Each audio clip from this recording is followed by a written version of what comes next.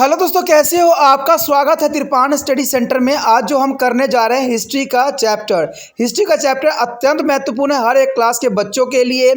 खास तौर पे जो यूपीएससी एग्जाम तैयार करना चाहते हैं तो इस वीडियो का जो है फ़ायदा उठा सकते हैं और ये काफ़ी इंपॉर्टेंट भी उनके लिए रहेगा। चलिए देखते हैं हमारा आज टॉपिक क्या है। जैन धर्म। देखिए, जैन धर्म जो है बहुत काफ़ी इंपॉर्टेंट है। कहते हैं वर्धमान महावीर को जैन धर्म का स्थापक माना जाता है। यानी वर्धमान महावीर जो थे जैन धर्म के स्थापक थे। उनका जन्म जो था 599 यानी 599 ईसा पूर्व बिहार में वैशाली के निकट हुआ था। ठीक है, यानी 599 ईसा पूर्व बिहार में वैशाली के निकट हुआ था, जो कि आपको याद रखना चाहिए। वो जैन धर्म के 24वें और अंतिम तीर्थक थे। ये भी बात इंपॉर्टेंट है कि जो ये वर्धमान महावीर थे, ठीक है, ये 24वें, ठीक है, और अंतिम तीर्थक थे। इससे पहले 23 तीर्थक और हो चुके थे।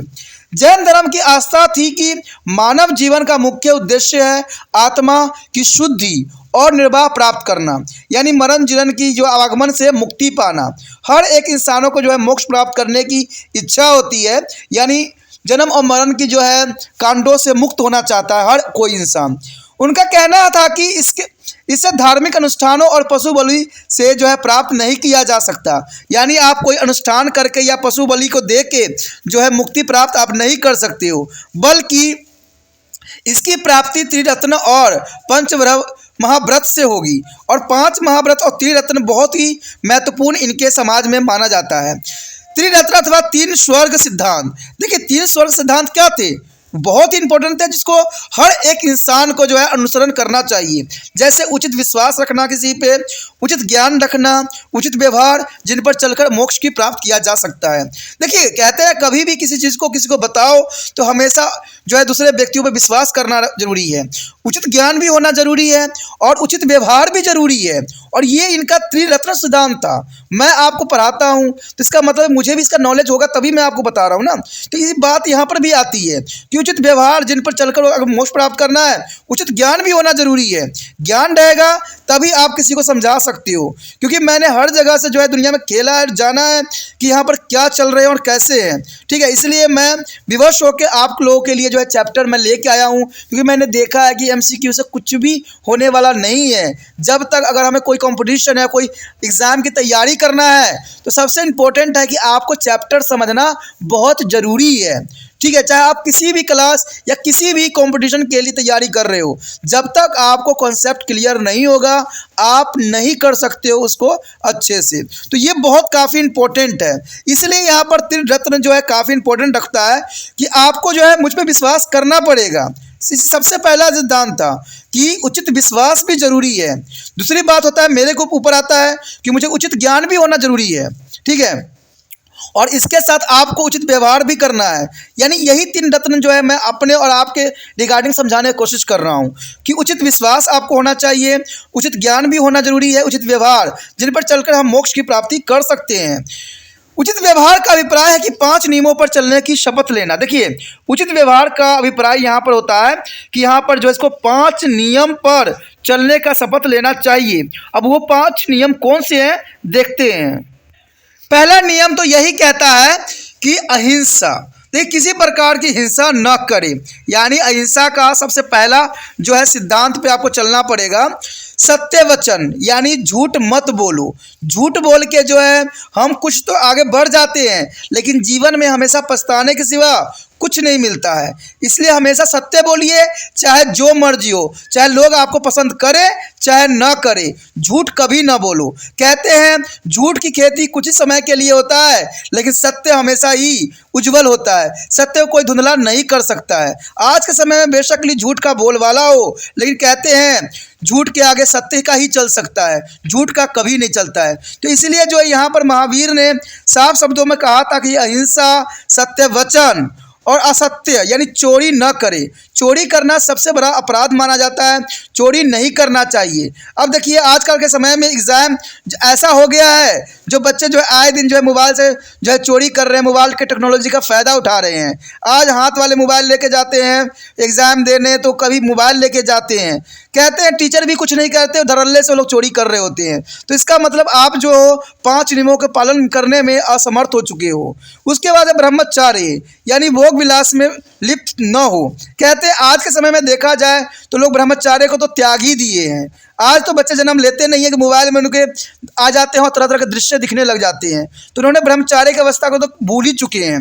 लेकिन महावीर ऐसा नहीं कहते हैं, कहते हैं 5 चीज़ों को आपको पालन करना पड़ेगा। उसके पश्चात है अपरिहाग्रह यानी संपत्ति का अधिग्रहण। कहते हैं ये 5 तत्व बहुत इंपॉर्टेंट है, जो आज के समय में हर एक व्यक्ति को मानना चाहिए। अहिंसा, सत्यवचन, असत्य, ब्रह्मचर्य, अपरिग्रह, ये 5 नियम जो है इंसानों के जीवन में सब कुछ बदल सकता है और इंसान एक सत्य की तरफ बढ़ सकता है। और मेरे विश्वास से वो जीवन में कभी भी असफल नहीं होगा, हमेशा ही उसको जो है जीत सदैव ही उसके साथ चलेगा। तो ये 5 जो है कर्तव्य, 5 जो महत्वपूर्ण नियम है, उसका आप अनुसरण कीजिए।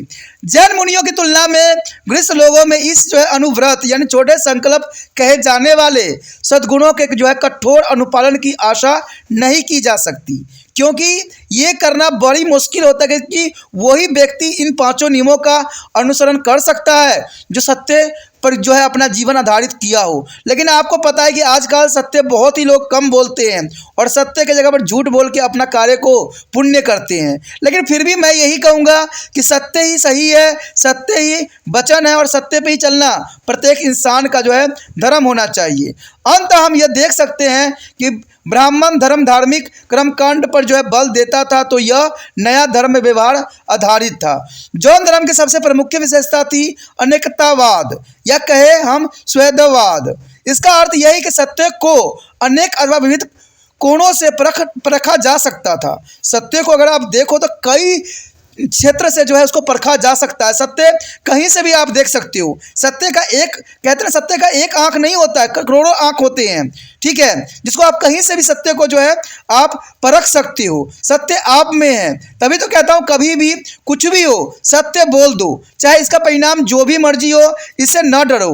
बाद में देखना वो व्यक्ति जो होगा आपका जो है कायल हो जाएगा, क्योंकि आपने सत्य का अनुसरण किया है। जैन धर्म की एक और प्रमुख विशेषता थी कठोर प्रायश्चित यानी आडंबरहीनता और कठोर अहिंसा धर्म का पालन करना। शायद कठोर अनुशासन के सिद्धांतों पर बल देने के कारण ही बहुत बड़ी संख्या में अनुयायी इस धर्म की ओर आकर्षित नहीं हो पाए, क्योंकि यहाँ पर कहते हैं ना बहुत कठोरता थी।